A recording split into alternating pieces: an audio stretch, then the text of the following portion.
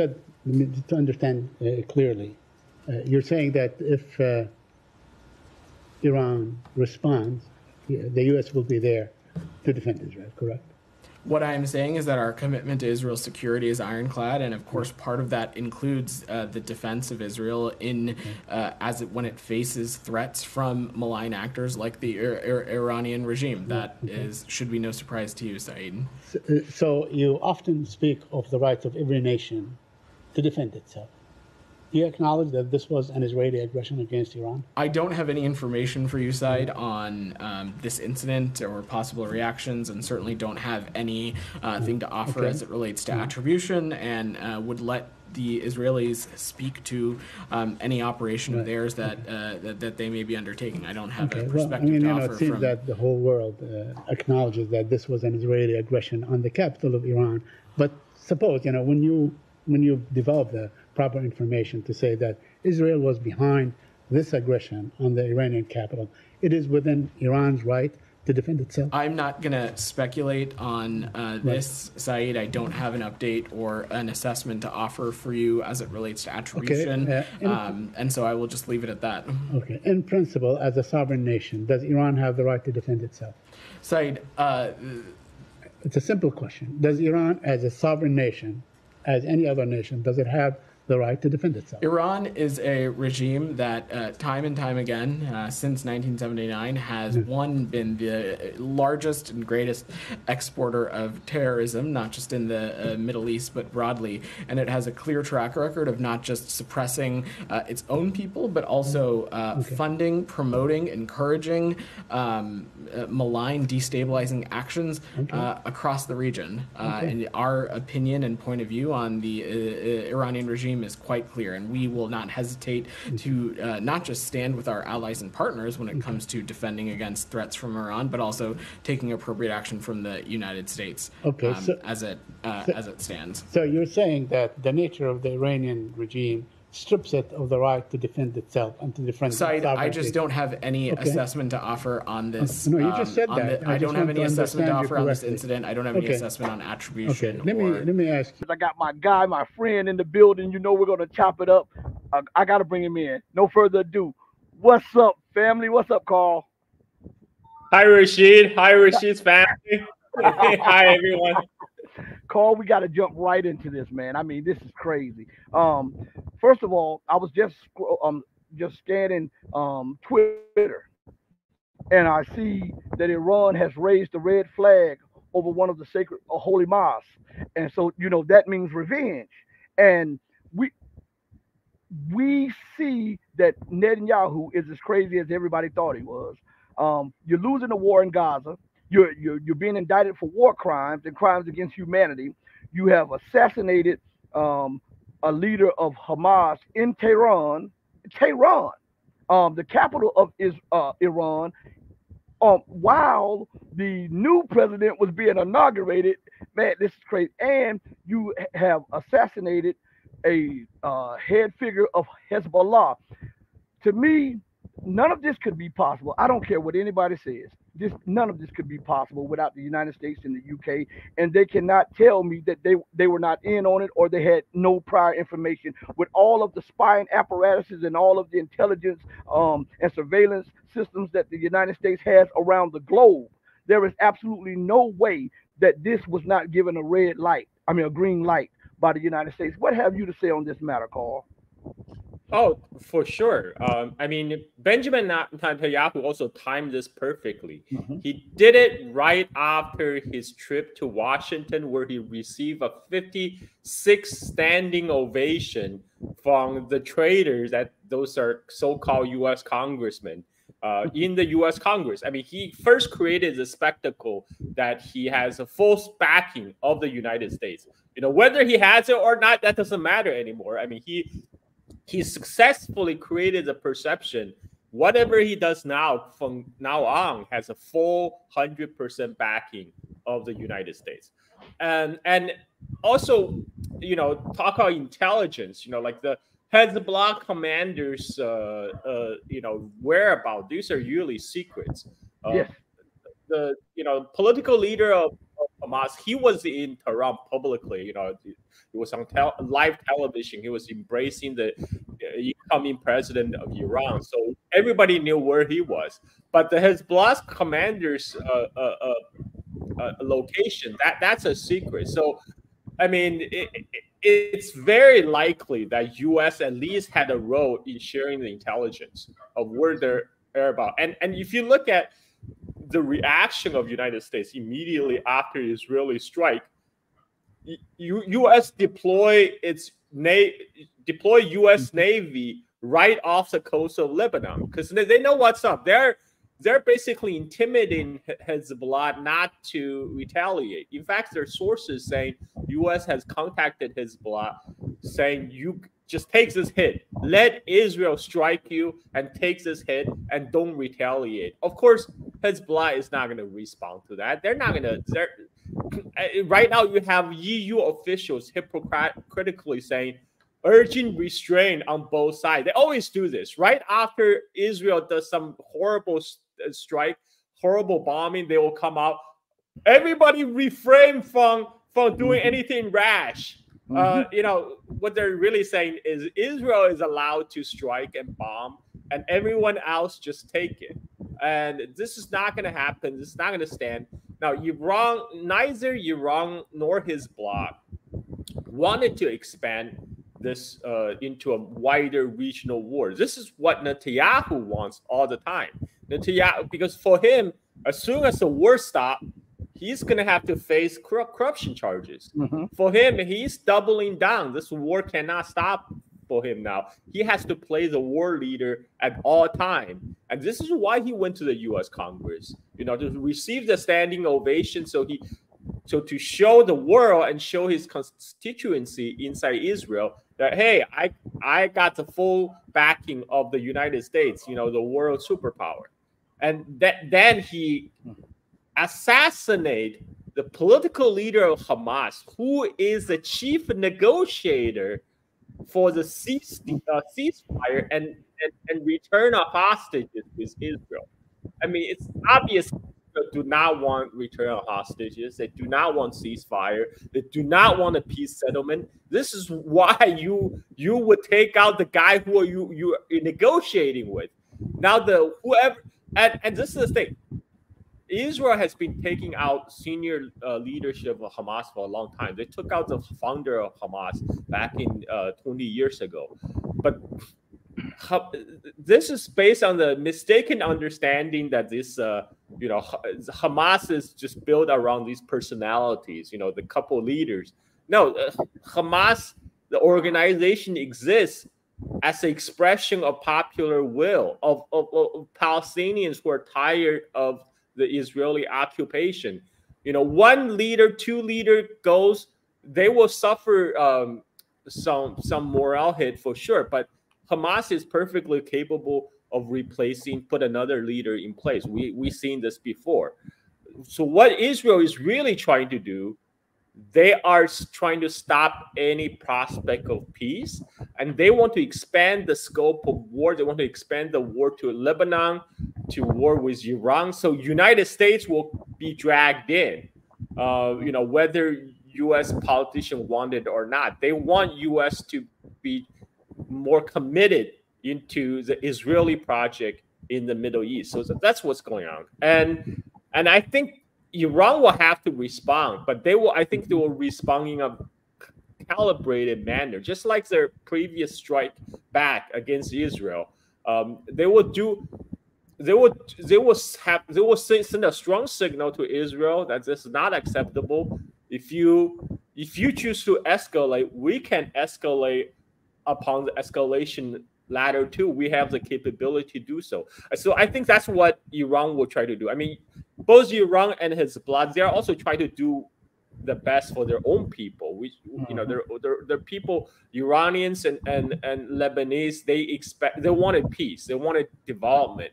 But they also will want to see a strong response from their leaders. So we're going to see Hezbollah, you know, definitely retaliate. Hezbollah missile barrages could easily shut down northern Israel.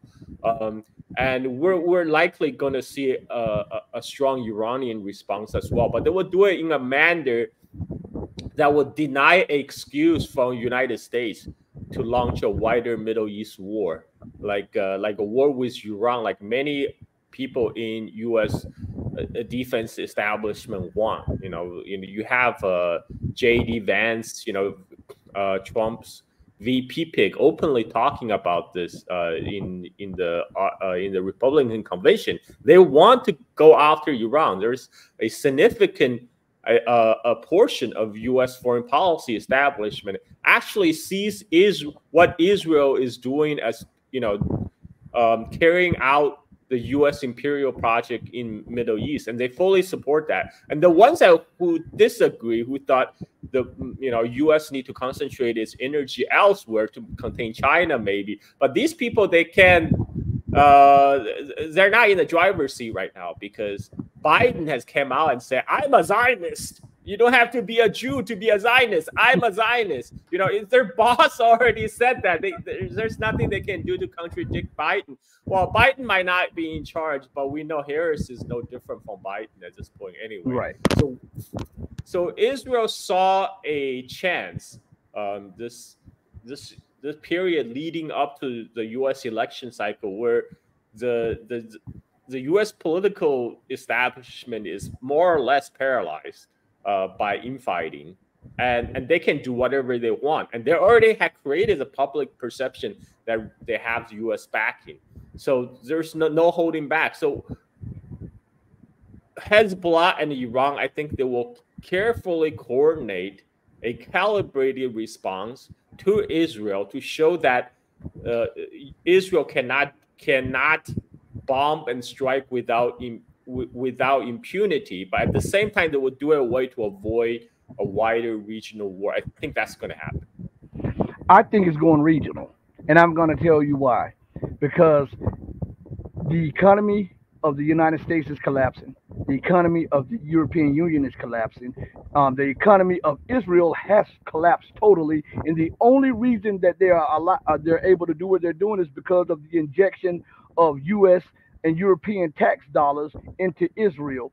And you have a leader who is on this messianic drive to try to prove that this is the Jewish state, and we'll kill anybody and do anything. And at the same time, he's facing prison time. And remember, Carl, as you and I talked about this on one of the previous shows, he had already killed one of the chief negotiators previous to killing the chief negotiator in Iran. And I think that Iran has to hit, and they have to hit hard. And I'm going to tell you why.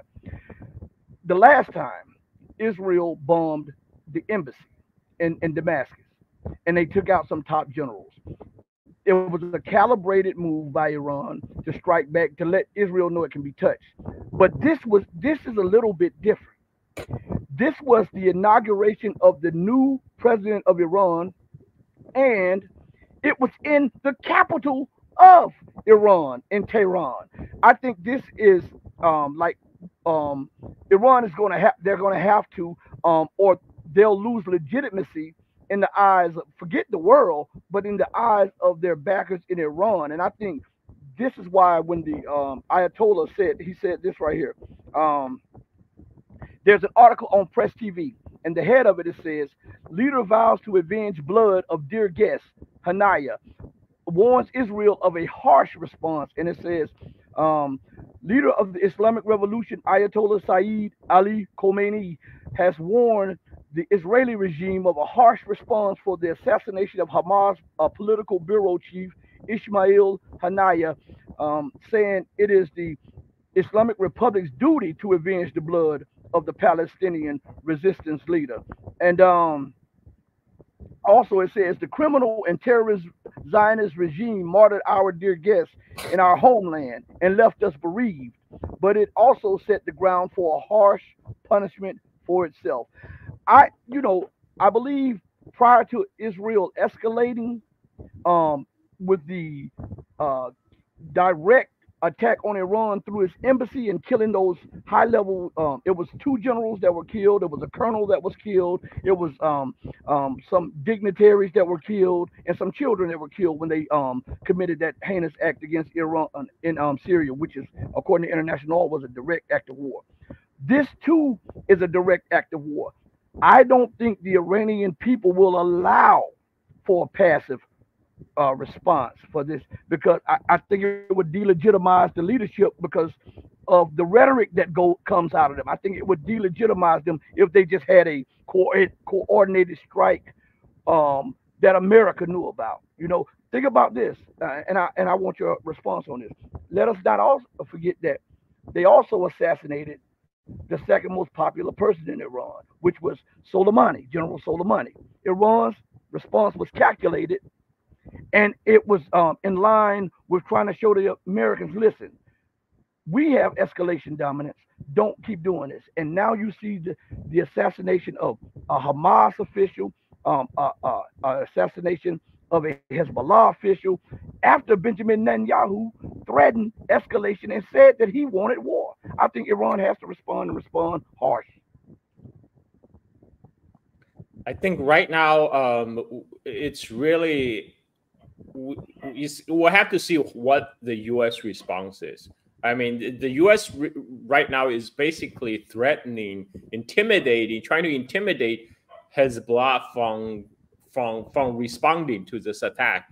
But I think that's going to fail because, U.S. also understand Hezbollah's military capability, strike capability against Israel is magnitude greater than Hamas in Gaza. And they are really worried about Hezbollah's capability. That's why U.S. moved its Navy there. I think right now U.S. is probably trying to do what they did before, which is trying to make up for the deficiency of Israeli Iron Dome by standing by, ready to shoot down any Iranian or Hezbollah missiles coming the way of Israel. So it'll be interesting to see whether Iran carry out a similar strike, a missile strike against Israel, but on a larger scale, or they will adopt a different approach. I think one thing I have to agree is there will definitely be some kind of response, and it will be a much more spectacular response than last time, because Israel has upped the escalation chain, so Iran have to hit back harder to maintain the escalation dominance, like you talk about. The big question is, what is United States going to do when Hezbollah and Iran do retaliate? Is U.S. just going to do trying to cover for Israel, or U.S. going to actually launch attack against Lebanon and Iran? That is a question that whether this war will be getting even wider, because so far, this is between Israel, Iran, and Hezbollah. But if the U.S. gets involved, this will be this will be a much bigger war. And I think it will be a mistake for U.S. to get involved, because Iran is not Iraq. They can't just simply repeat what they did in the Iraq War, and this is gonna wreak havoc in the financial market around the world when the economy is already wobbly, as you say, in much of the Western countries. I don't know if they can afford that heading into election. I think even Kamala Harris can understand that it will be terrible if the last 4 months to election the U.S. is rocked by a economic decline or collapse. Well, I want to go back to something about the U.S. implied use of warships to intimidate Hezbollah.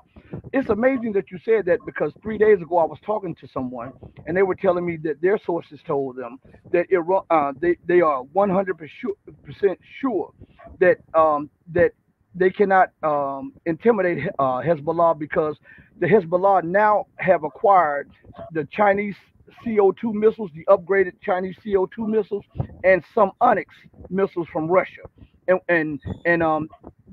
said they're not sure about this, but they believe that the Bastion coastal system was also shipped from Syria to Hezbollah, and that right there means that U.S. warships out there, they may be able to conduct missile strikes or send warplanes there, but where will the warplanes land if the Bastion system goes into effect? Because it will, and the Onyx will sink those warships out there. But I want to also make a point, Carl, and I want you to address this. When we're talking about escalation, and this played on my mind because you said something. You said right now, it is now just right now it's between Israel and Iran. This is what Iran said here earlier, about 8 hours ago. This is the headline on Sputnik News or Sputnik News, whichever one you want to call it. Killing of Hamas leader impossible without U.S. authorization and intel support. Iran's UN mission says, and it goes and says this. The Iranian mission to the United Nations said in a letter to the UN Security Council, shared with Sputnik, that an Israeli rocket strike that killed Hamas political leader Ismail Haniyeh could not have occurred without the authorization and intelligence support of the United States. The responsibility, quote, this is a quote, direct quote, the responsibility of the United States as the strategic ally and main supporter of the Israeli regime in the region cannot be overlooked in this horrific crime. This act could not have occurred without the authorization and intelligence support of the U.S. So now when we look at that, to me, Iran is telegraphing to the United States that we're going to hold you responsible also. Because I want, Carl, I know I'm rambling for a minute, but because I want to touch on a few things before you answer. There is no way that it cannot be a harsh response. This happened in the capital of Tehran while they were inaugurating the second or the third most powerful person in Iran. This was an affront to Israeli sovereignty, Israeli security, international law, and the security, because it could have killed, the missiles could have went astray and killed civilians. Iran will be forced to, my mom used to say, pee or get off the potty, or else they'll lose face in the eyes of the world and as a true resistance fighter. What do you have to say about that?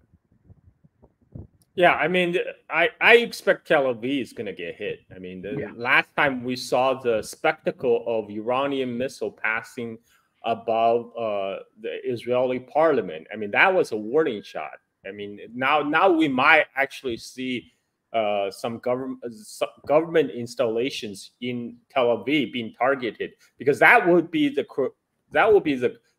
tit for tat retaliation. You know, you target our capital, we'll target your capital. You target an important political figure inside our capital. Guess what? Your politicians are not immune to be attacked. So I expect to see something like that. You know, speaking about U.S. sharing intelligence, I saw a tweet on X. Someone talk about the possible reason Israeli were able to locate political leadership of Hamas for strike in Tehran is because they geolocated him using WhatsApp, because apparently he sent some WhatsApp message to his family. And by the way, Israel has already killed his his sons and his children and grandchildren in Gaza. And so they somehow geolocated him by usage of WhatsApp, which, you know, WhatsApp is Facebook, is Zuckerberg, and Zuckerberg is deeply embedded within the U.S. intelligence agencies. They're part of the industrial military intelligence complex. And you know, Israel, they may say, oh, we have some plausible deniability. We might not know about WhatsApp's backdoor or vulnerability, but that's all bullshit. That's all bullshit. I mean, because Israeli intelligence and U.S. intelligence are joined at the hip, and they are, you know, they are very tightly knit in terms of exploiting social media platform like Facebook, and so this is highly likely a joint effort between U.S. and Israel, because you know U.S. just cannot say no to Israel. Whatever Israeli requests so far, you know, U.S. have complied 100%, and the fact that U.S. went so far to ask Hezbollah not to retaliate, it shows that, you know, they are ultimately they are supporting Israel in this endeavor. So the next 24 hours, next 48 hours will be crucial. You know, for this the further how this will escalate. I mean, it will definitely escalate. Right now we're talking about the direction in which it will escalate. Whether U.S. will be dragged into a direct confrontation with Iran, for example, that's a $1 trillion question. You know, I think it will. And Carl, let me tell you, because a lot of people, when they look at that, they look at it separately from what just took place a few days ago when Ukrainians ambushed Wagner personnel in Mali. And I've been telling people that when this thing happens, when the war finally starts, it's going to be regional. It's going to be in the Middle East and North African region. And all of the pieces are put in play now. You have the assassination and the murder of over 80 Wagner group members, along with dozens of Malian military personnel. The Malian armed forces struck back, hitting a camp with foreign mercenaries in it. You know, that was on Russia's goal. And now we see, not too far from that, this takes place. And it brought to mind that when Israel committed a heinous act like this against Iran before, Iran went to the UN and they said that this must happen. You must condemn this. You must impose sanctions on them. You must show us that you're going to apply international law to them, or else we will take actions in our own hand. And I was reading in that article that that I just read to you that is similar. That's the similar path. And with them raising the red flag of revenge, they are letting the world know that if this is not resolved the right way, then Iran will exercise its rights, its sovereign rights, and its rights as an international player to respond to the highly provocative and actually an act of war by Israel and the United States. Because in U.S. law, if you go kill somebody, Carl, but I do the planning and I give the funding, and I tell you, hey, he's going to be on 9th Street at 3:30. When the police pick you up and they question you and they find out what's going on, they're going to come get me, because they're going to say, not only was I an accessory, but I played a major part in the killing of the person. So we have to apply that also with Iran's thinking with the United States. And I believe that is why Iran is letting the world know that, hey, this must be dealt with. We will no longer take this.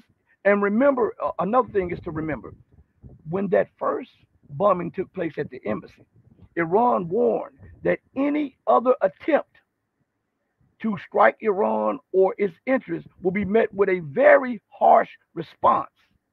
Right? They have to live up to that, or people are going, or Israel will escalate. It's the baby America.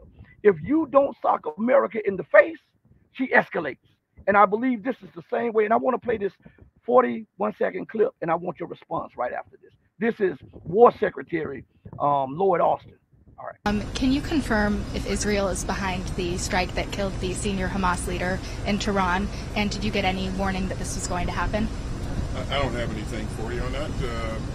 And we certainly have heard the reporting, but I don't have any additional information to provide.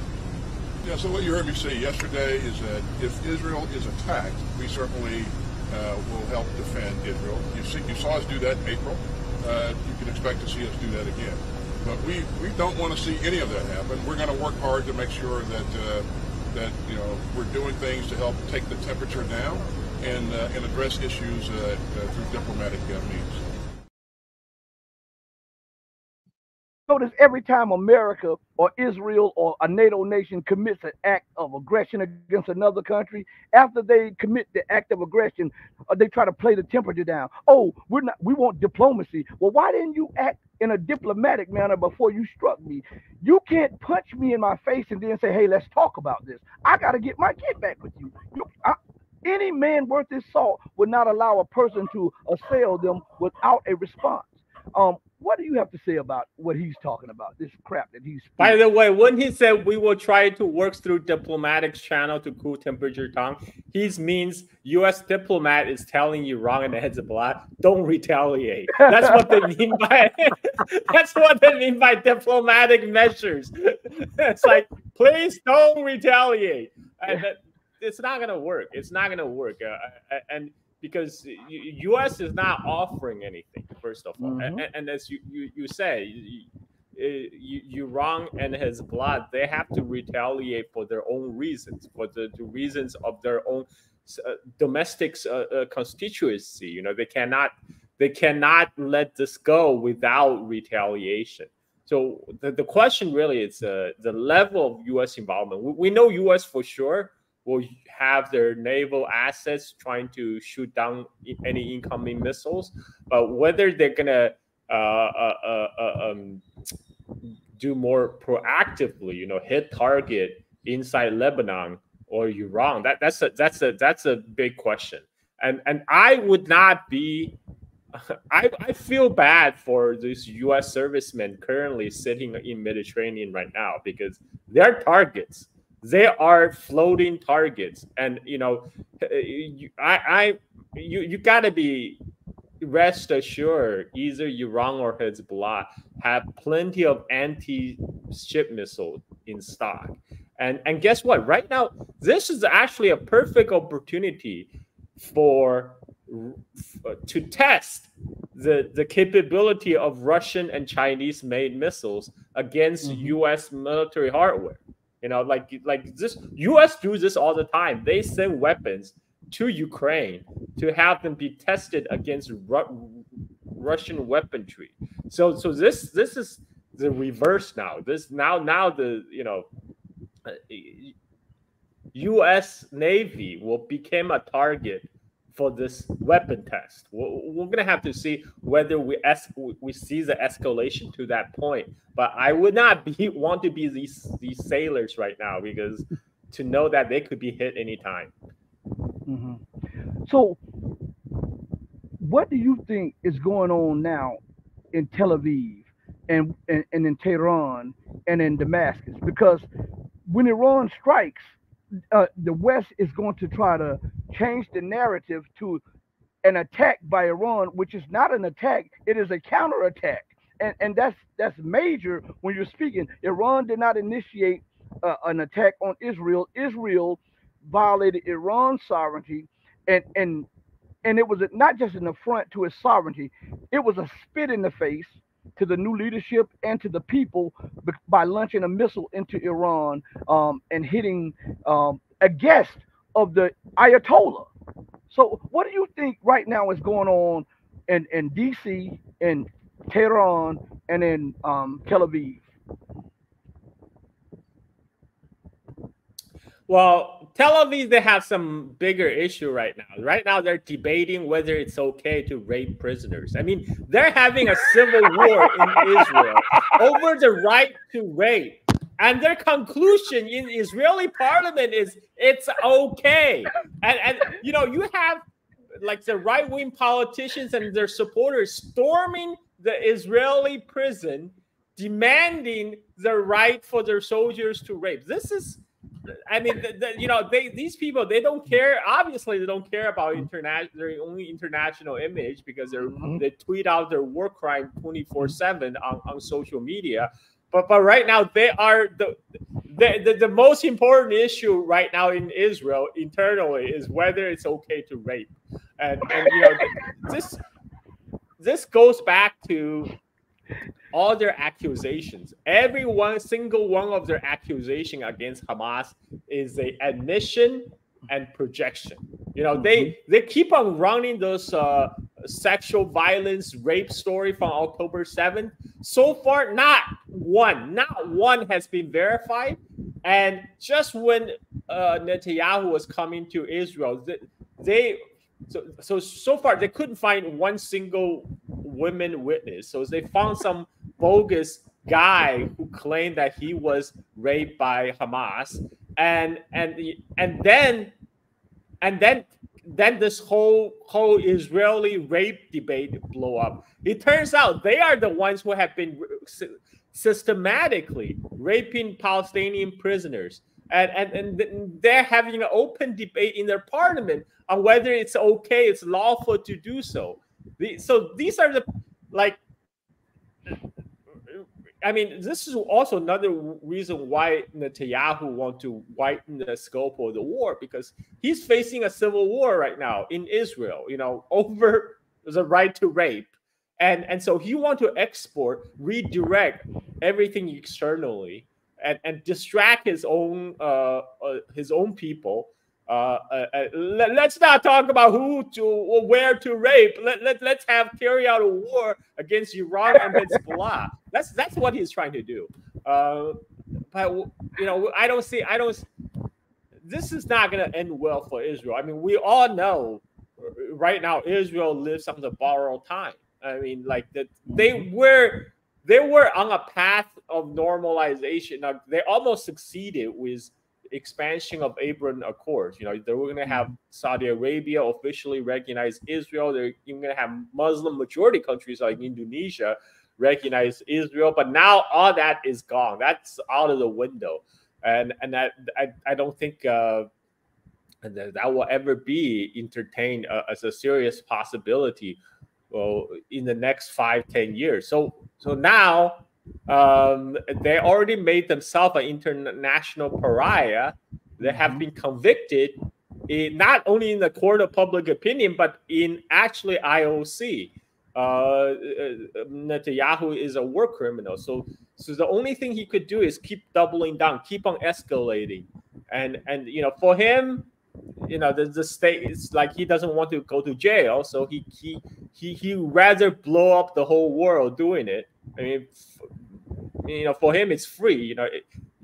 America is giving him unlimited support. He's spending the U.S. credibility at this point. He's spending the U.S. soft power, U.S. credibility, and U.S. hard power. The real question is, how far will U.S. go along the path that Netanyahu has designed? Because even though Israel is the U.S. part of the Israel is part of U.S. imperial project in Middle East, but U.S. is a multi-headed beast. It has different priorities all over the globe because it's a global hegemon. It does not necessarily want to focus all its energy in the Middle East at this given moment, because it has the Ukraine to deal with, it has another containment of China to deal with, but Netanyahu is making this the U.S. priority, and so we're gonna have to see how the decision makers in Washington finagle this one. How far do they go to support Netanyahu's project of getting out of jail free? I mean, this is what this war is about. This war is about Netanyahu trying to save his own ass, and we have to see how far U.S. will go along with this project. And I think that Netanyahu has calculated this stuff, and I believe that the United States also has calculated up to a point. But here's the problem: when you have become desperate in geopolitically, economically, socially, everything, because remember that they see China as its greatest threat. The United States sees China as its greatest threat because it is the only non-white, non-Western nation that can really challenge, and not just challenge, but could beat the United States. I believe that there is a lot of room for miscalculation here. When people become desperate, they do desperate things. We are watching that in real time on the geopolitical chessboard. We see a desperate Netanyahu. He is feeling that I got the U.S. Right here. I can use them right now. They are somewhat like captive audience. He has put them in a position where if he escalates, they will be forced to join in. And if they are forced to join in, then we have a regional situation that will explode and that will weaken the United States to a point where she will not be a global power. She'll be in rapid decline because Iran will give her everything that she can handle in the Middle East. Everything that she can handle over there. Now that I think about it, there might be another plausible reason why U.S. might also be behind the latest assassination, because U.S. has an obsession about China. They have an obsession about doing anything to counter China. And guess what? China just brokered a Palestinian unity agreement between Hamas, Fatah, and 14 Palestinian factions in Beijing. They issued the Beijing Declaration with a commitment for a independent Palestinian state with its capital in Jerusalem. For United States, this scene is unacceptable. China win at the expense of U.S. strategy in Middle East. And so in this light, U.S. might thought it makes sense to remove the Palestinian political leadership that participated in the Beijing talks and to sabotage again the commitment to unity of a government in Palestine. That's not something also they find unacceptable, because for a while they're just trying to turn the Palestinian PLO organization in West Bank into more like their own proxy. They try to cut them off from Hamas, using divide and conquer strategy against the Palestinian resistance. So that's also unacceptable for them, that Palestinian resistance group will come together. And think that could be why somebody in State Department or National Security Council give green light to this. It's like, okay, well, if we just kill their leadership, that will blow their unity agreement to pieces. You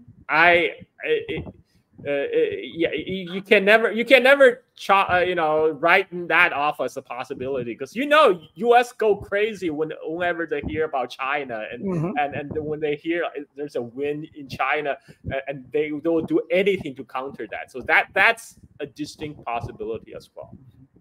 Because I know that behind closed doors, they were trying to put out fillers to try to see if Russia would accept their agreement so that they can bring that war not to a close, but to a standstill, so that they could rearm Ukraine and Ukraine could double back and escalate at a later date, so that the United States could then take their resources to Asia and focus on China. So that's why I brought up the Chinese conundrum for the West, because I think that this is a major part. And not only that, remember that all of those nations are now looking towards China and Russia, and all of those nations are brokering currency swap agreements.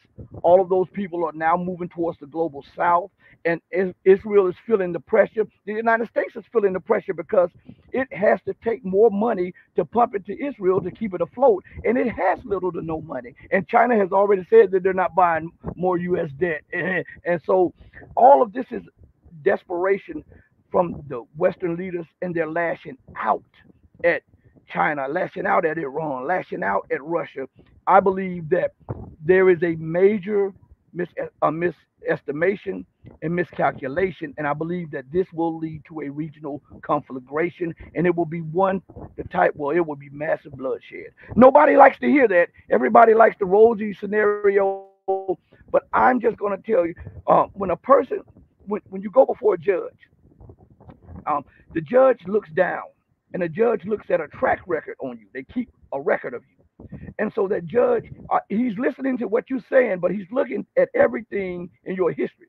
And when the judge makes his decision, he makes it, he's supposed to anyhow, make it on what is written about your history. So if you've been convicted of 40 bank robberies and you go before the judge for a bank robbery, he can then estimate that you're going to try to rob a bank again. I'm going to give you this time. Well, I'm looking at America's track record. I'm looking at Israel's track record. And I'm looking at what they have been doing with impunity. And now they have lost that impunity. And when you have ruled so completely for so long and you're no longer the top dog, frustration, aggravation, and desperation sets in, and you lash out because you see some other top dog that is rising and you're trying to knock them off before they reach their peak to challenge you. I think that is what is going on right now in Ukraine, and I think that is what is going on in the Middle East, North African region. What you have to say about that, Carl? We're still on the denial phase of the 5-step of grief. You know, they're still in denial about the U.S. decline, because they're so desperate to grip onto the top spot. Yeah, this is a very dangerous moment. This is because any misstep, any miscalculation, this thing can blow up sky high. Especially this is all side knows. This is also a U.S. election season. There's a very crucial last 3 months.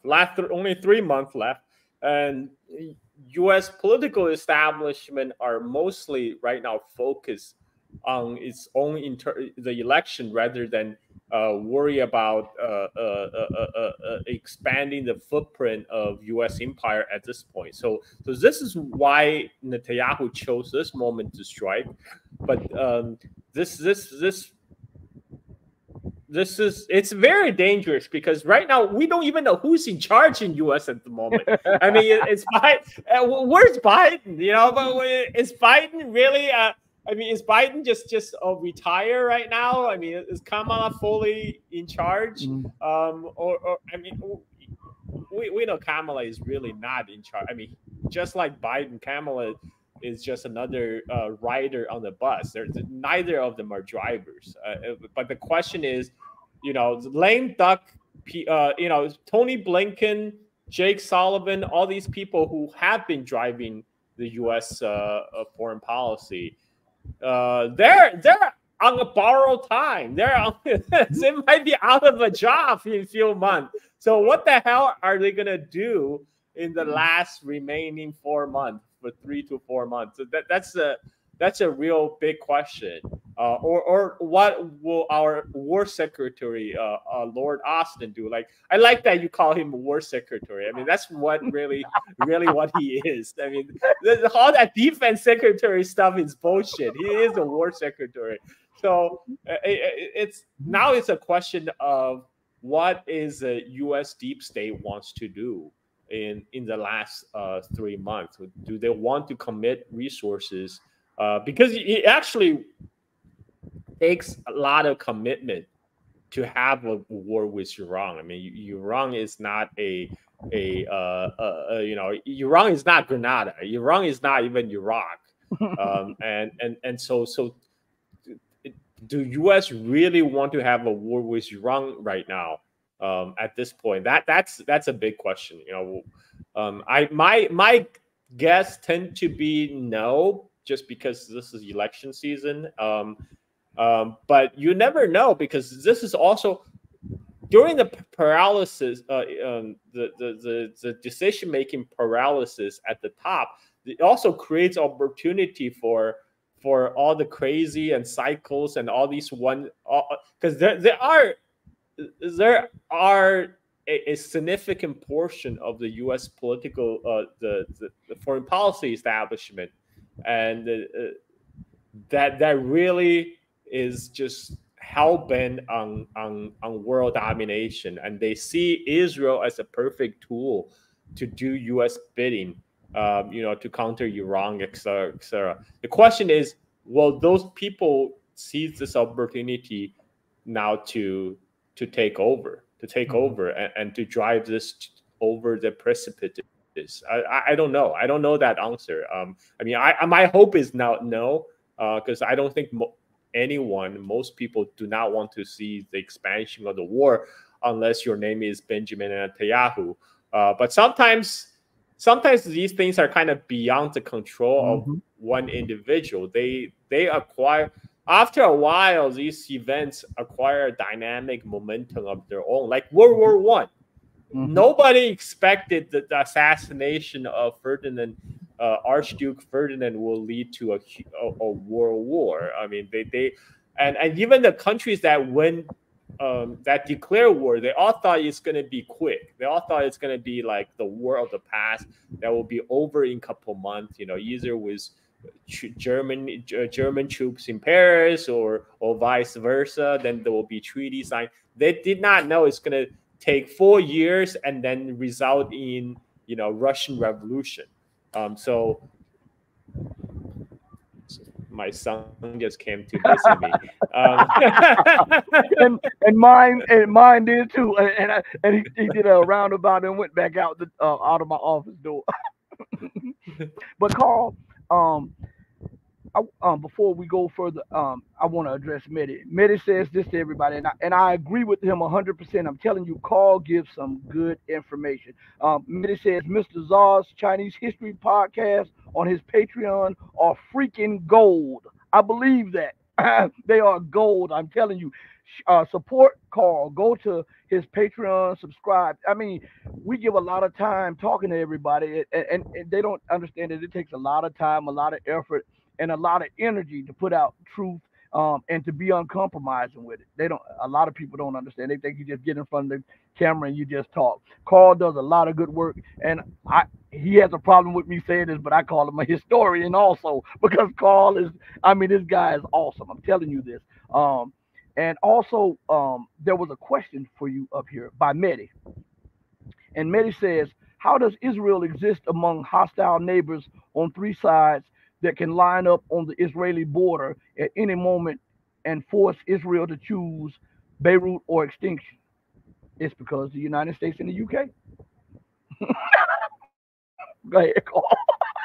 Yeah. I mean, definitely. This is what we saw in prior Middle East war. But U.S. was very clever to divide and rule. First they peeled away Egypt.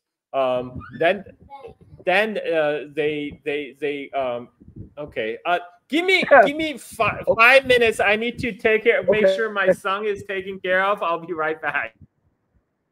Okay, good. I do that also, everybody. So I know exactly what Carl is talking about. I do the exact same thing.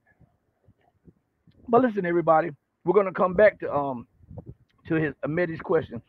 I'm looking at all of this stuff, and I'm telling you, I watch this stuff day and night, and what we're looking at, there is a debt bomb that is on its way to the United States. Okay, you see the massive shutting down of businesses and bankruptcies. You see the growing unemployment, the growing homelessness. You see people telling you, pay attention to the debt market. Pay attention to the debt market. Pay attention to the debt market. There is something that's coming that is going to drive you through to the bread wagon. I think now that they didn't want to do this now, but time is forcing them into doing what they're doing, because pretty soon they won't have the financial wherewithal to do what they're doing right now, because nations are backing out of the dollar. And if nations are backing out of the dollar, that means America has less resources to do what she's doing, which means that she has to choose between keeping Israel afloat or satisfying her own constituencies. And if she ignores her constituency continually, then guess what that is? That's the recipe for civil insurrection and civil war.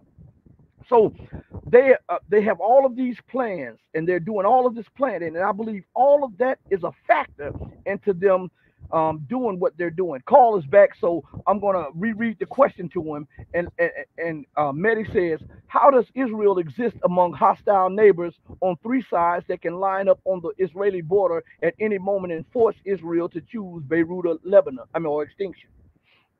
Well, that was the case back in the 50s, 60s, and then they Washington and Israel cleverly played divide and conquer, and it's the first peeled away Egypt.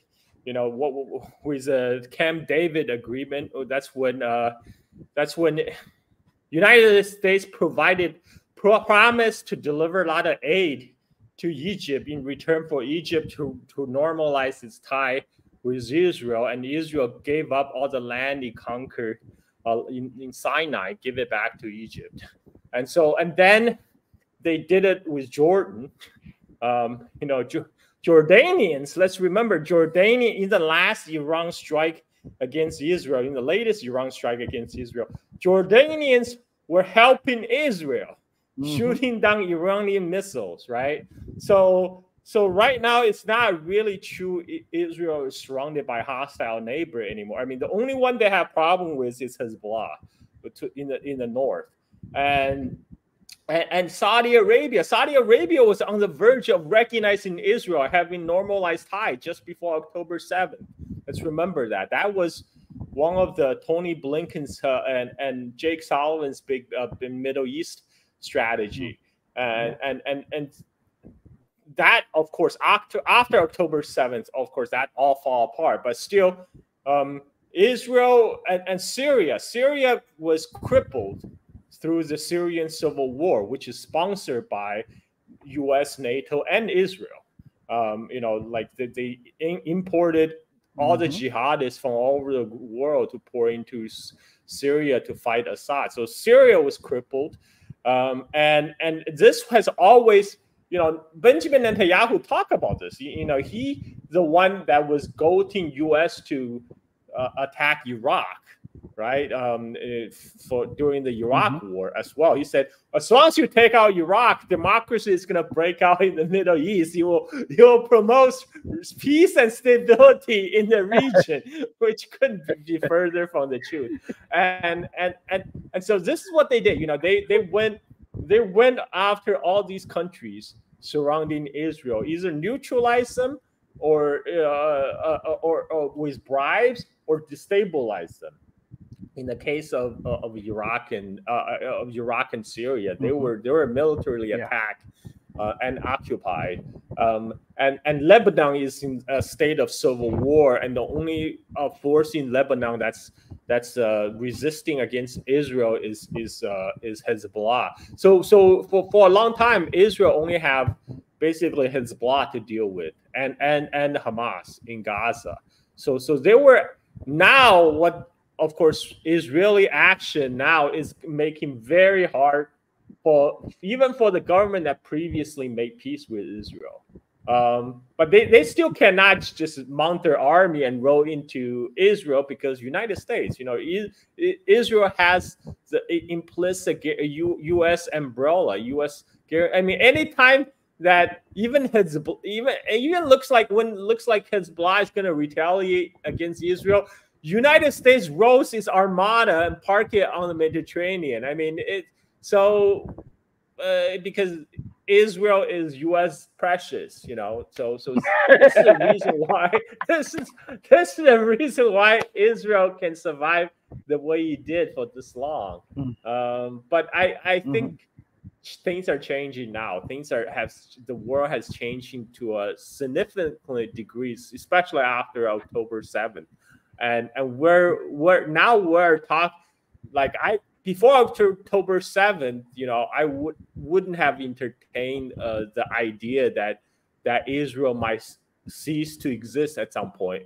But now that looks like a distinct possibility. Israel is facing strategic defeat. They're not winning against Hamas in Gaza. They may have destroyed Gaza, turned into rubbles, but they're still not winning. They're still not able to pacify the Palestinian resistance. At the same time, they're pissing off Hezbollah and Iran. This is and the other Sunni Arab countries that U.S. is trying to wedge against Iran and have them pivot to Israel. Now they would not dare to come to the aid of Israel because it will look so bad. So I mean, with the exception of maybe Jordan. I mean, like Jordan, they have you know, they really made their bet with Israel at this point.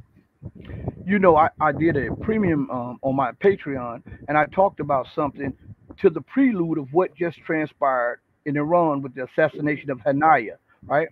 And I want to bring up a map here, and I want to revisit something that happened and that is now out of everybody's minds, but it was a precursor to what just transpired in Tehran. Okay, just give me a second. Let me pull this map up real quick. Let's see. Everybody, give me a second. I'm pulling the map up. Where is it at? Okay, there we are. All right, share. All right. Now there should be a map coming up on your screen. Okay, everybody, give me 1 sec. It should be coming up right now. Okay. Now let's see if I can focus in on. All right, the big picture right here. Everybody, look to your look to the biggest map over here, and I want you to pay close attention to this map because my cursor. Hopefully, you'll be able to see my cursor move. Carl, can you see my cursor move? Yeah. My mouse cursor. Okay, good, Yeah. good. Okay, now everybody, look. Excuse me. Let's go up to occupied Palestine, which is Israel, right up here. You'll see the cursor right on occupied Palestine. All right, and this is something I want to break down to for people, and I want them to see this.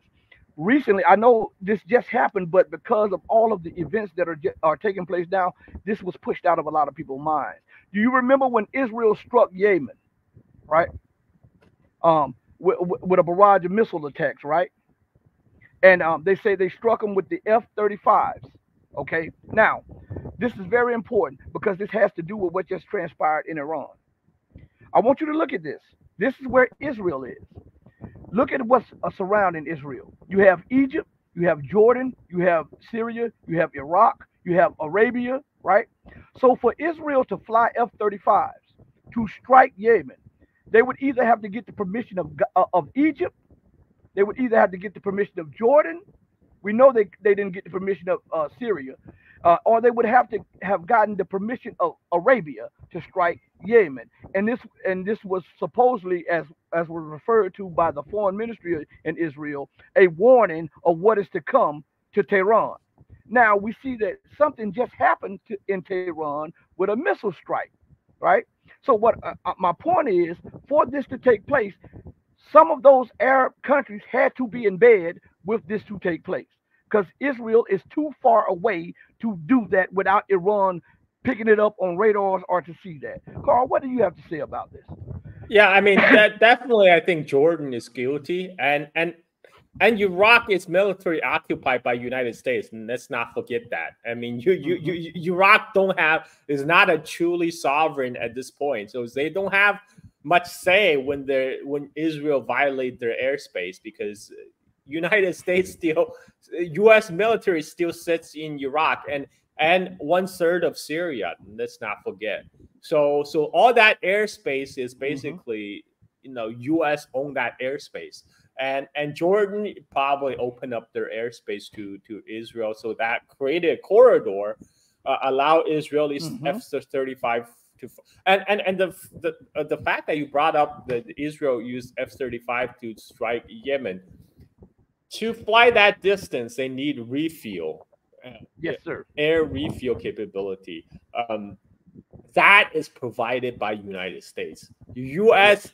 like Israel by itself, it doesn't have the capability to do the air refuel for its F-35. U.S. have to provide that support. So U.S. ultimately is still the enabler of the Israeli strike on its surrounding countries. And you bet your bottom dollar U.S. also provided the targeting.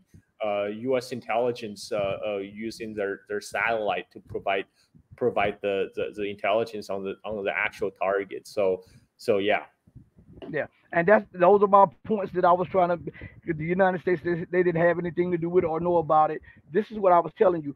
It's a lot of people in bed for that to take place, and I bet you that the Iranian intelligence services are now picking up on who was involved and whatever, and they're trying to calculate their next move. Don't you think so, Carl? Yeah, we'll have to see. I mean, this is, but Netanyahu is out of control right now. He's completely reckless, and there's no restraint placed on him. I mean, like, I know Scott Ritter before said that there's some kind of, U.S. is restraining him by providing only limited support for his previous operation against Iran. But even limited support is still support. I mean, U.S. is still enabling him. And right now, there's no rebuke of any kind coming from the U.S. top leadership. On the opposite side, he was received with 56 standing ovation in Congress. I mean, talking about encouragement. The real question right now is what now? Where do we go from here? Is U.S. going to go follow along Netanyahu's suicidal project for Middle East? I'm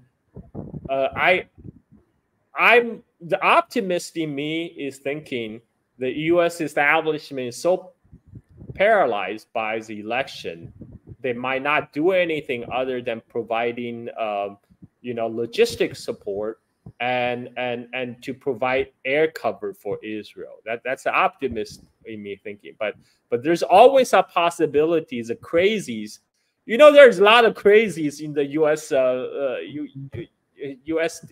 Defense Department, and these guys might come out ahead and say, you know what? Now it's time to give unlimited support to Israel to let them do whatever they want. And that might even mean a direct U.S. strike on Iranian facilities, which would lead to a much bigger war. And Carl, here's something else that I don't think you and I even thought about.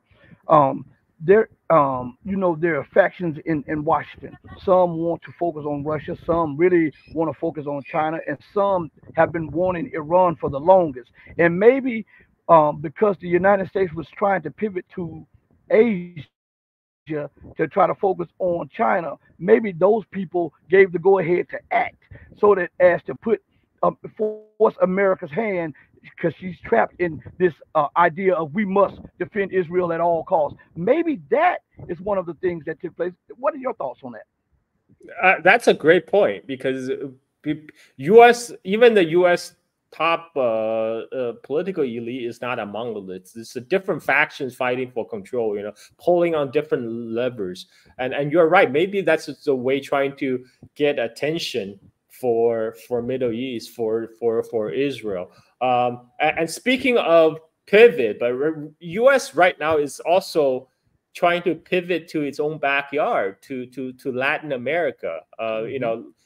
First of all, Trump, every public appearance of Trump after his attempted failed assassination, he's talking about the border. He's talking about going to Mexico to fight the cartels. And now they're doing a color revolution in Venezuela right after the election. So there's also a portion that want to focus in Latin America, in addition to Ukraine, to Israel, to contain China in Asia. I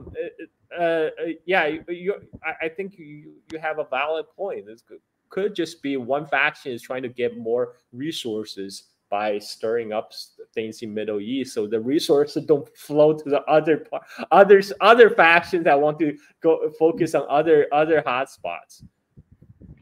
Well, what do you think? Say, for instance, this thing blows up and goes regional, and the U.S., the UK join in. Well, we already know they're joined at the hips in this anyhow, but they join in publicly and aid Israel in the air, on the sea, and on the ground.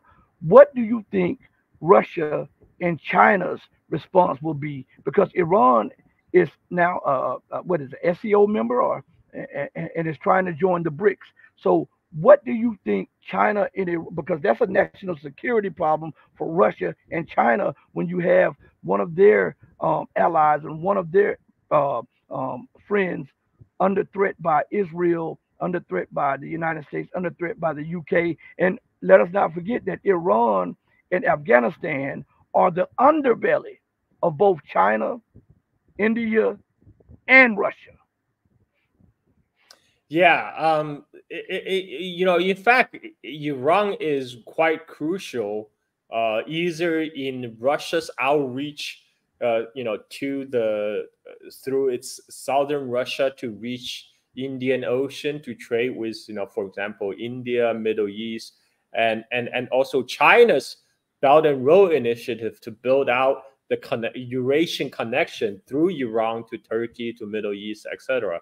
And this is why some people in Washington are gunning for Iran, and let's not also forget that Iran cooperated with Russia very closely militarily, by providing those drones for Russia to turn the to really bring it to Ukrainian side with all the NATO armor. So there's basically nothing that stops Russia from providing military hardware to Iran, because Russia is already sanctioned.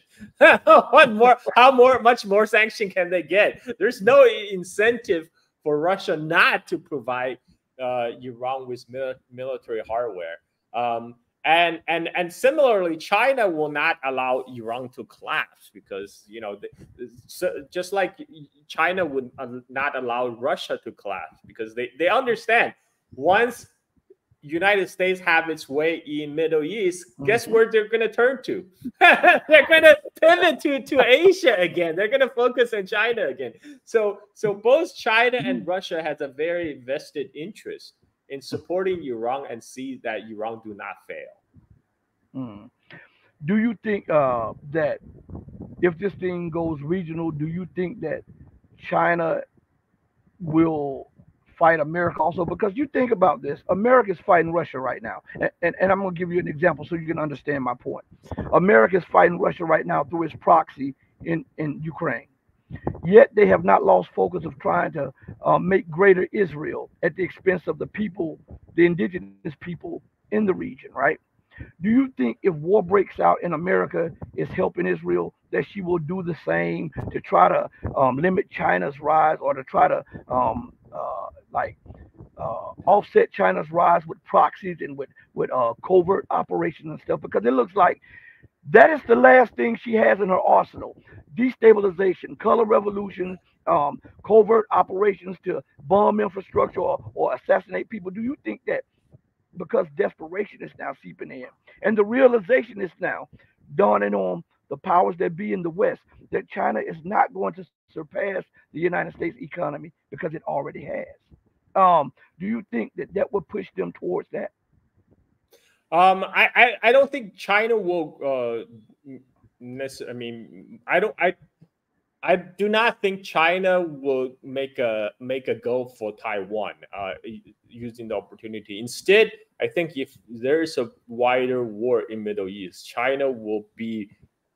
you will get Iran's back by even supplying military hardware, because like right now, there's no reason for China not to supply Iran economically. I mean, I see that will happen regardless. But I see very little downside for China not to supply Iran with weapons.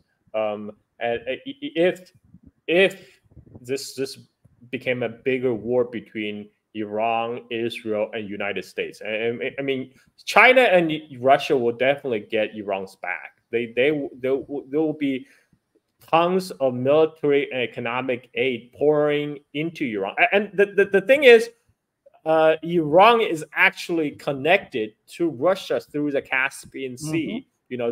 They can't, and the United States Navy cannot airdrop itself into Caspian Sea to stop that.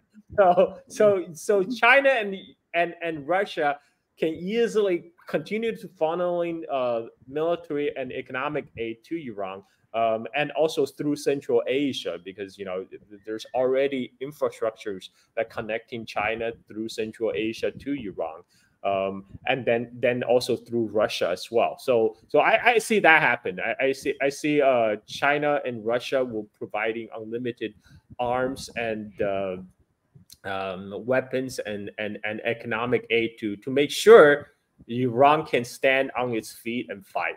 I think that's more likely scenario. Do you believe that there is something to this? A Chinese company is in control of one of the biggest ports in Israel, and do you believe that America is kind of up in the ante pushing this as to destabilize that so that it can blow back on China and hurt China? Well, actually, I need to make a correction. So China used to operate Haifa port in Israel, but U.S. made such a big stink about it. So it has been bought out. Now the biggest stakeholder in Haifa is Adani family from India. Another one of the Modi's backers. Modi has two big financial backers, the Ambani family and the Adani family. So Adani now owns, I believe, 80% of Haifa. So because U.S. really wanted to take that out of Chinese hands, and U.S. succeeded. Because for them, Indians better than Chinese trying to take over the operation of that port. But anyway, it doesn't matter. Israel economy is totally in shambles at this point. I mean, those ports are not. They're sitting idle at right now because like 60,000 Israeli businesses have closed since October 7th. And people and Delta and I think also United, they just suspended flight operation to Israel as of today. And so right now, like, Israel economy is in completely shambles already. China is not going to pour any more money to build that infrastructure unless there's peace settlement and China can actually help with reconstruction in Gaza when there is peace. Of course, now peace might seem far away, but I think I just don't see how this Israeli occupation can continue indefinitely, given the recent development.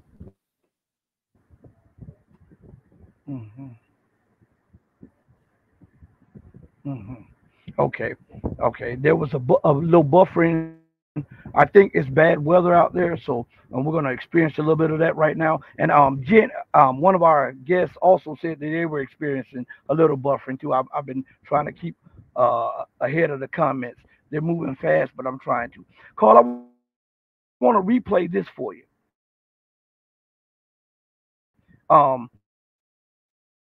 It's 34 seconds. I think this is YouTube now. Okay. So hopefully we're back on. I don't think this is us. I'm looking down and it's telling me that we have excellent connection. So this has to be StreamYard. So for those of you who are listening, this is not Carl, this is not me. This is actually StreamYard because I'm looking down. This is 100% good connection. So also, I want to play this clip because we were just talking about how America is after Iran, but in reality, the goal is China and Russia, but specifically and especially China. So I want to refresh your memory with what a Chinese official said to the United States. All right. 但不寻求冲突。实际上，美方所谓的竞争，就是全方位的遏制、打压，就是你死我活的零和博弈。如果美方不踩刹车，继续沿着错误的道路狂飙下去，再多的护栏也挡不住脱轨翻车，陷入对抗冲突。 So he was telling the United States essentially, you need to put the brakes on this stuff here, or else you're going to wind up in a war with us that's unavoidable. Do you see any soundness of judgment in Washington, D.C. that can make his statement a lie, because what I see and what I hear from him is just prophecy of what is to be. America, she has been a hegemonic power for so long. She doesn't understand that there are cycles to this, and that her cycle is coming to a close. And she is willing to take the world to war to remain as the chief power globally. What have you to say on that? The thing is, the amazing ability of the U.S. elite to blow up the China threat, but at the same time underestimate China's capability. You know, it's like in the media, China is always collapsing at any time, but also China is a biggest threat to America. The problem is they actually believe all that propaganda drivel. Like we already talked about China's naval capability, China's manufacturing prowess, and the best they could come up with is, oh, we're gonna cut off the Strait of Malacca and block the China's energy supply, and the Chinese people, 1.4 billion of them, just gonna starve. First of all, there's no possible way U.S. can blockade the Straits of Malacca. Can you imagine all the U.S. Navy just park at Strait Malacca and go boarding every single ship to verify whether they're going from China?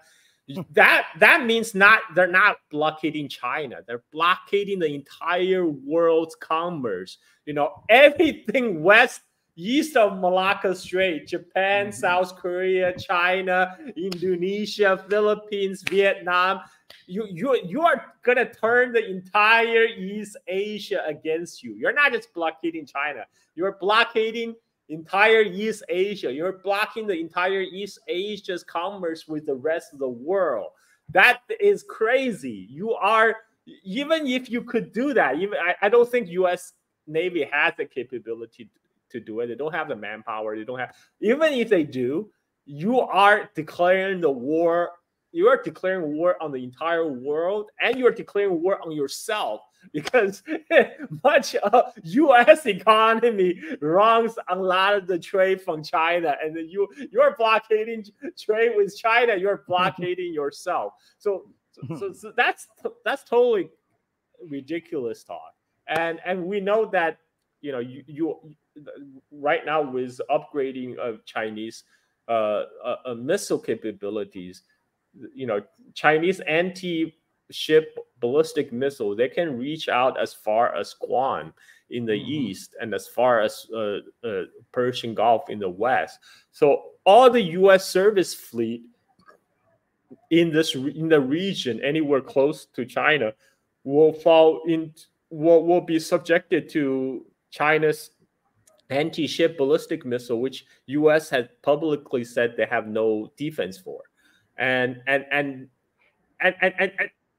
all for what? All this talk about you know, containing China. What is the end goal? I mean, how is that benefit United States? Only benefiting United States in the way that the political elite can continue to say we are the top dog, we are number one. You know, I mean, there's no material benefit to anybody other than the ones who are directly employed by the military industrial intelligence complex, and that's why they keep on doing it, because they're the ones who are benefiting this. It's all a big grift, and the goal of the grift is to keep up the tension, to justify the increased defense spending, to direct all the money to the coffers of the defense industry. But if an actual war actually break out, that, you know, that whole grift will just collapse, because, you know, first of all, you are throwing the whole world economy into a free fall, and then you will realize United States don't have the actual industrial capacity to fight China. You know, once your ships are sunk, you know, you'll take years for you to replace them. You know, whereas China, they just keep on chucking them out in like automated factories. So I mean, it's crazy talk. It's crazy talk. So I don't think a lot of but this is why right now they're focused on economic warfare against China. You know, you have the former CEO Eric Schmidt praising the Dutch government for stopping the export of the ASML EUV machines that used to make semiconductor chip, for restricting the export to China. They say, okay, thanks to you guys, you have the choke point for the Chinese industry, because their goal is just to stop the China from progress, because they fear any progress made in China will mean the end of U.S. hegemony. So they're trying to stop the Chinese progress and roll it back. They know through military means is impossible, so they're trying to do it through economic means. But right now, so far, it's not working. No matter amount of tariffs, economic sanctions, China just plow ahead. They just find another way to make their chips. They actually incentivized the Chinese firms to buy local, to buy Chinese. No amount of patriotic campaign slogan from Chinese government could achieve the result of the U.S. government sanctions, because now the Chinese companies have no choice but to source domestically. Before they would prefer to buy American, to buy Dutch, to buy Japanese, only thing they care about is to deliver to their customers the best quality at the best price.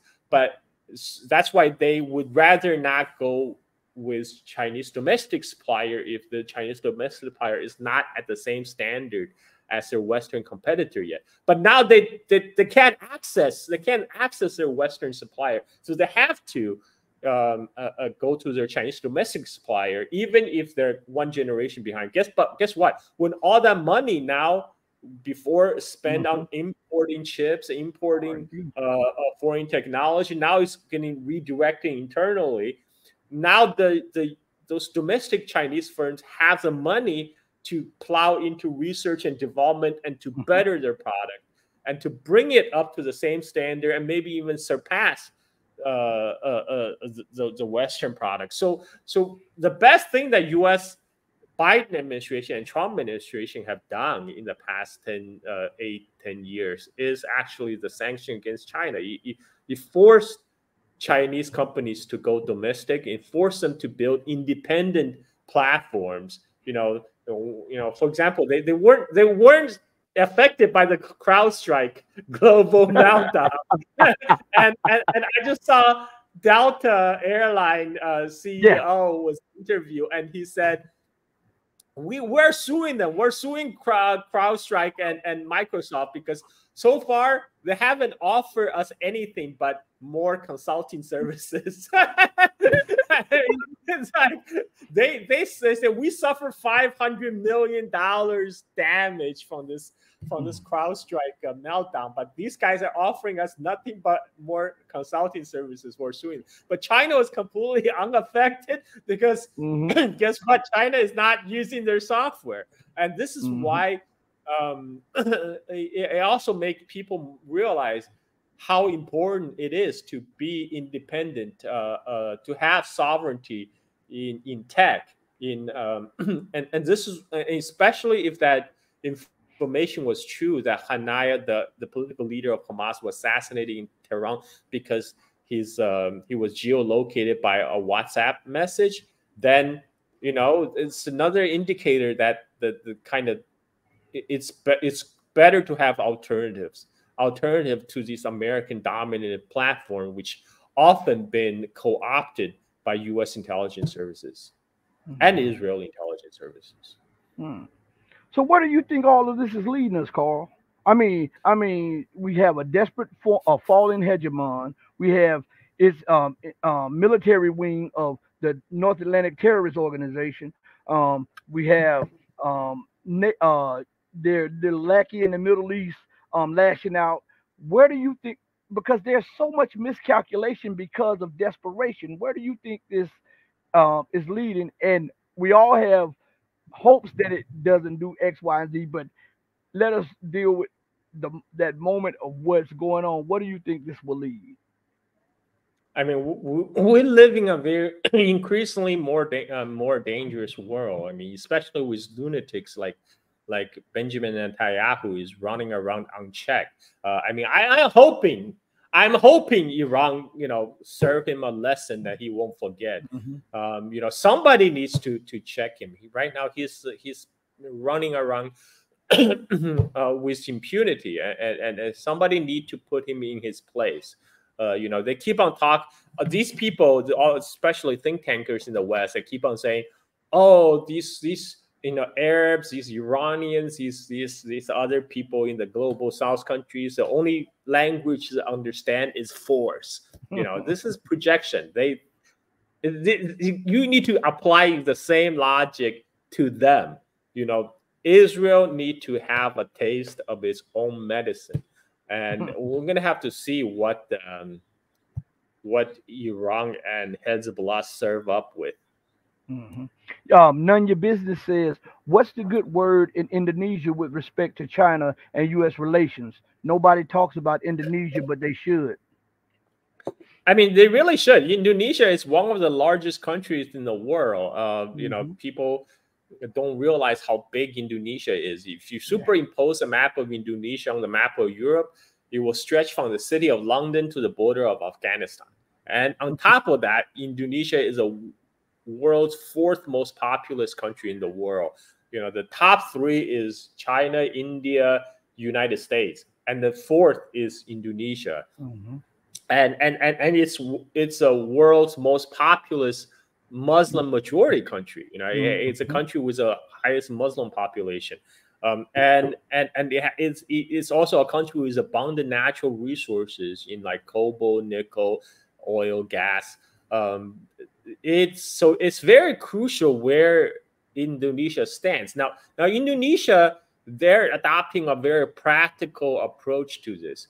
They want to they don't want to be caught in between the U.S.-China strategic competition, because they just want to keep on doing business with China. China is one of the main sources of investment into Indonesia at this point.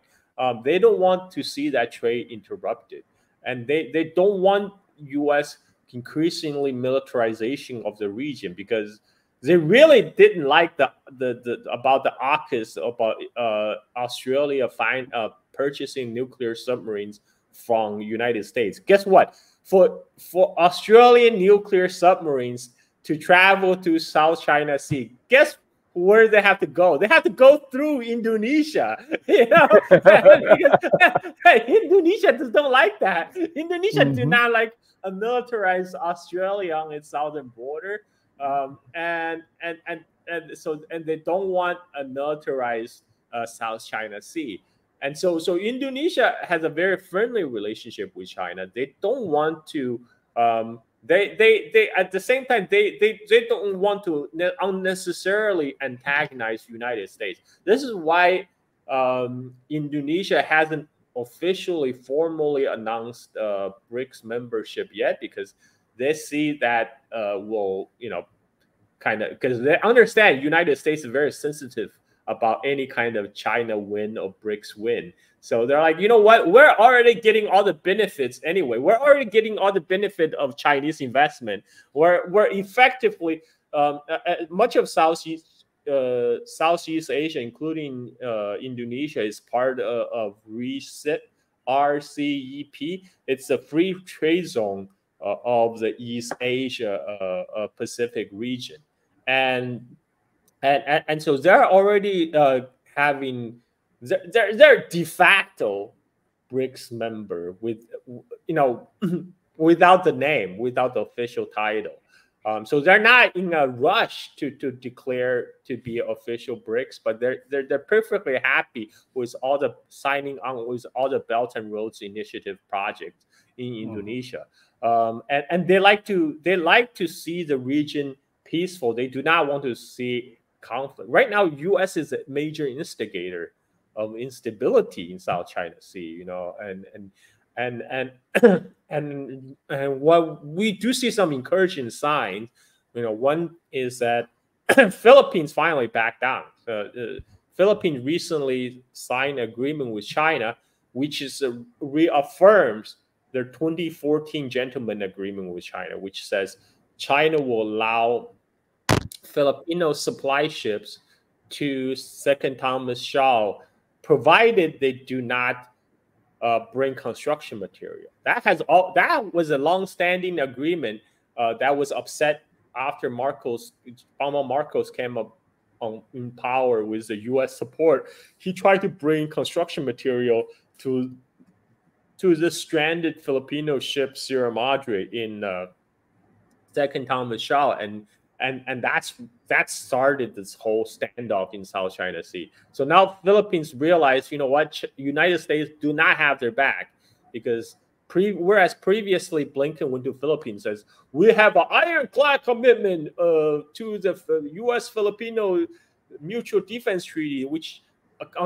included South China Sea, and by recently U.S. State Department said the U.S. Filipino Defense Treaty only applies to the pre-1951 Philippine border. Philippines did not claim that part of South China Sea in 1951, so they're tacitly admitting, the current conflict is not covered by the U.S.-Philippine Defense Treaty. So now Obama Marcos has no choice but to back down, to revert back to the 2014 gentleman agreement with Philippines. So that tension is subsiding. So this is all positive for Indonesia. Indonesia just want to focus on its own internal development, on developing its economy. It has no interest to see like either U.S. military or Australian military or NATO military to come to muck things up in South China Sea. Cosmo Ray says India should think twice. They are heavily dependent on U.S. apps and OS, but they're not just heavily. They're heavily dependent on China. I want to, for those of you who may not know this, China was the largest investor in India. They're their largest trade partner, and India's largest exports to the West, which is medicine and all this stuff. The main ingredients are exported from China into India to be refined into medical things. So I mean, and one thing is for sure, they cannot pick India up and move it close to the United States. They have a border with China that has to be solved. This has to, because China has solved all of its border issues with everybody from Bhutan, which India is involving herself in, to even Russia. The Russians and the Chinese had agreed to settle their dispute, and they've come to an amicable agreement. And people should ask, why is there still this bubbling and festering border dispute between the two most populous nations? So recently, there's actual positive development on that front too. The foreign minister of India and foreign minister of China just recently met on the sidelines, I think during the ASEAN meeting, and where they issue a joint statement that India and China will agree to a urgent withdrawal of thousands of troops from the border, and to come up, and they are urgently working on agreement on the border. So two sides agree to talk. That's a great step forward. And there are also reasons for India to kind of dial down the rhetoric to focus on its own domestic development, because Modi didn't exactly get an overwhelming mandate on his recent election, right. And India, despite all the restriction that put on Chinese investment in India, China and India trade continue to grow, and right now, China is India's largest trading partner. And Indian businesses want to have the restriction lifted. Mm-hmm. They want the border tension to dial down, to cool off the temperatures. And also Apple, they're moving the factories back from India to China. They're moving the iPhone 16 production back to China.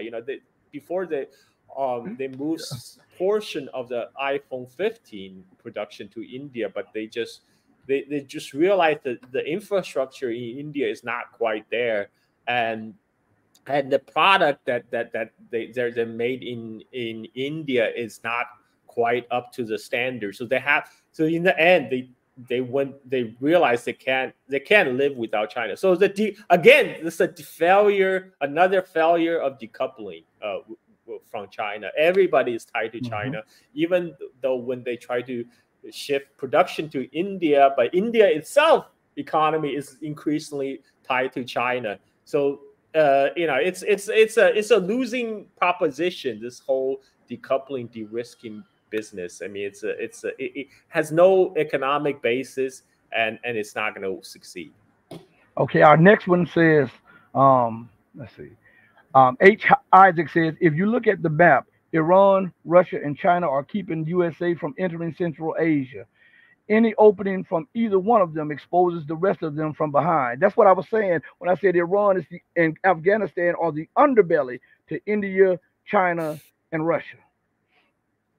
Yeah, I mean, remember during the time during the U.S. occupation of Afghanistan, U.S. actually had bases in Kyrgyzstan and in Uzbekistan. It was using these places as logistic bases to transport materials into Afghanistan. At that time, this was early 2000. This was when Russia was trying to play nice with the West. When NATO, when Putin actually went to Clinton and asked for Russia joining NATO, right? There was that time, and Russia actually allowed U.S. to use a northern corridor through Russian territory to supply U.S. troops in Afghanistan, through Uzbekistan, and so U.S. also through people like George Soros funding a lot of NGOs in Central Asia. They sponsor a couple of color revolutions in Kyrgyzstan. And I'm sure they were involved in the more recent political upheaval in Kazakhstan, and these countries are also wary of the U.S. like Uzbekistan closed down the U.S. base, and then later Kyrgyzstan, after U.S. sponsored a color revolution in that country, and then later Kyrgyzstan also closed a U.S. base. So with the U.S. withdrew from Afghanistan, now U.S. has lost its foothold. Before it's like a dagger against the underbelly of China and Russia, and now they're trying, and I mean, going after Iran, which is just another. They're just trying to attack from a different angle. But Iran is a much bigger country. It's a much stronger country with a proud tradition. Stretch back thousands of years to Persian Empire, and the Iranians are proud people, and they also have the backing of Russia and China. So whatever they try with Iran, I don't think it's going to succeed. Yeah, Iran is a big country. Most people don't know. It's the size of Alaska, or a little bit bigger than the size of the state of Alaska. And Alaska is like 2.5 times the size of the state of Texas. So that's a pretty big country. Worm says, Carl, did you see Blinken interview with Singapore ambassador, quote unquote, advancing security? No, I have not seen it, but I would like to. But also, who cares about what Blinken says at this point? I mean, this guy gonna be out of a job in a few months. He's on lease time. Who cares about Blinken or Jake Sullivan and their ilks? Thanks. All right. Let's see. Now your business says, thanks for the detailed response, Carl. You're the go-to guy for all things Asian region geopolitics. More than just Asian, Carl knows a lot on a lot of these issues that are going on around the globe. And he and I, we have some real good in-depth conversations. That's my brother right there. Before we close, hey Carl, while I want you to look into the private message on your screen, all right, for me in a second. All right. I sent you a private message. Everybody, listen. please go to Carl's channel, support him. Go to Carl's Patreon, join and join him. Join me on my Patreon. We're doing this out of love and out of passion for the truth, because there are so many people's lives are at stake, and actually the entire world is at stake as we're looking at it, because you have a new system that is coming up and it is breaking through the concrete, and we have that old weed that is trying to kill off the new rose that is breaking through the concrete. The weed is the so-called rules-based international order or international system, and that rose is this new system that is being propagated by the global South: China, Russia, Iran, South Africa, the BRICS, the SCO, the CSTO, all of this stuff. So, Carl, where do you see, before we bring this to a close, where do you see the next 4 or 5 days in the Middle East? Because this thing has the ability to explode on levels which, that is unheard of. Well, everybody's waiting now. Everybody waiting to see for the Iranian response and Hezbollah response. We know that will come. It's just in what form and when, and how much damage it will do to Israel, and then what will be the Israel, but particularly U.S. counter response to the Iranian counterattack. So we will keep a close watch on this, and maybe we'll come back and have another talk. Yeah. This, yeah, we can do it this weekend if you're free. Yeah, let's see. Let's see. If the world blows up, we will be right here. Me and you will be right here. Carl, thank you so much, my brother, for joining me on this platform, for giving the truth out, man. I mean, you are one in a million. My daughter is in there. I hear in there, that's Carl, that's Carl, that's Carl. She loves Carl. My mom loves you. Man, thank you so much for joining me again, Carl.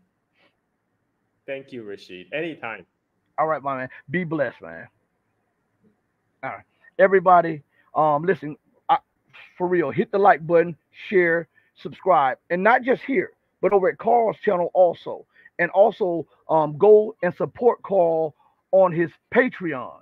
I mean, he has to make a living somehow. So please support.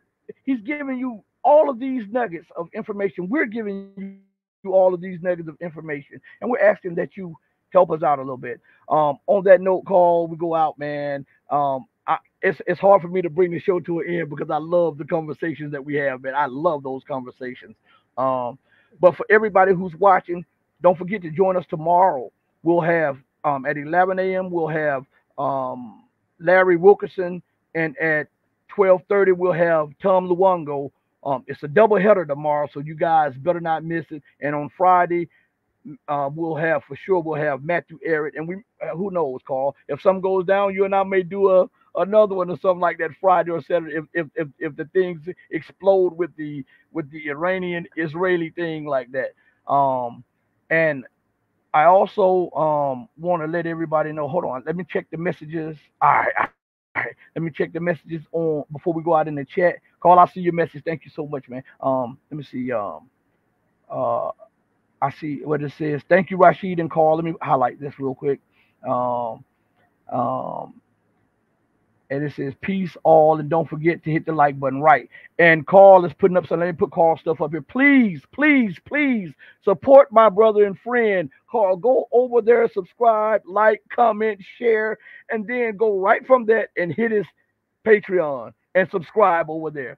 We'll go out the same way we always come in with love in our heart for each and every one of you. But the love that we have for you will always pale in comparison to the love that God has for you. Until we next speak again, stay strong, stay true, but above all things, stay righteous. And to my buddy, Real Truth Talk, it's on and popping. He said it's on and popping. He got you, brother. So you guys will be looking out for a show with Carl and Real Truth Talk coming up soon. Thank you, everybody, but especially thank you, Carl. We're out of here. Mama, your baby boy loves you more than life. Deuces, we're out of here. Peace.